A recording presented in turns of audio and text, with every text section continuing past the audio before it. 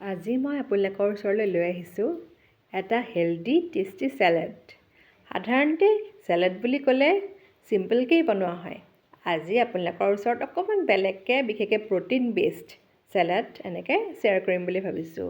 কাবুলী বুট আগতীয়াকৈ তিয়াই থৈ দিছিলোঁ 6-7 ঘণ্টামান। এতিয়া কাবুলী বুটখিনি মই প্ৰেছাৰ কুকাৰত নিমখ অকণমান দি সিজাই ল'ম। আৰু পনীৰ কেইডোখৰ এনেকৈ দীঘলীয়াকৈ কাটি লৈছোঁ, তাৰপিছতে টুকুৰা কৰি দিম। লগতে মই নৰসিংহ পাত আৰু বাদাম, বিশেষকৈ ক'বলৈ গ'লে মাষ্টাৰ্ড চিজ, যিটো ক'লা সৰিয়হে মই এনেকৈ অলপ তড়কা মাৰি পনীৰ কেইডোখৰো এনেকৈ দি দিলোঁ। পনীৰ কেইডোখৰত অকণমান মছলা দিছোঁ, জিৰা গুড়ি, ধনিয়া গুড়ি, পিঁয়াজ, নহৰু, আদা আৰু অকণমান বিলাহী দি অকণমান মই লৰফৰ কৰি তেনেকৈ বনাই ল'লোঁ। এতিয়া মই গোটেইখিনি একেলগে ৰেডি কৰি লৈছোঁ। আৰু বিশেষকৈ দৈ যিটো লৈ লৈছোঁ, টেঙা দৈ লৈছোঁ, মই মিঠা দৈ লোৱা নাই।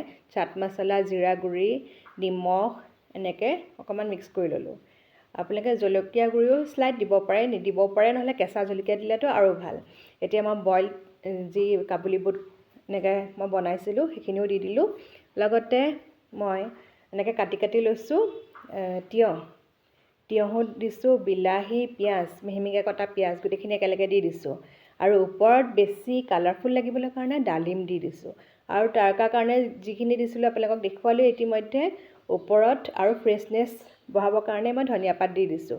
ৰেচিপিটো যদি ভাল লাগিছে কমেণ্ট ছেকশ্যনত জনাব, ট্ৰাই কৰি চাবলৈ কিন্তু নাপাহৰিব।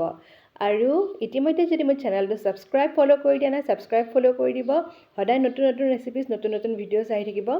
আপোনালোকে চাব বুলি আশা ৰাখিলোঁ। যিহেতু পনীৰ আৰু কাবুলী বুট অকণমান হেভিয়ে হয় কাবুলী বুটটো খালে, গতিকে আপোনালোকে লাঞ্চতো ইনক্লুড কৰিব পাৰে।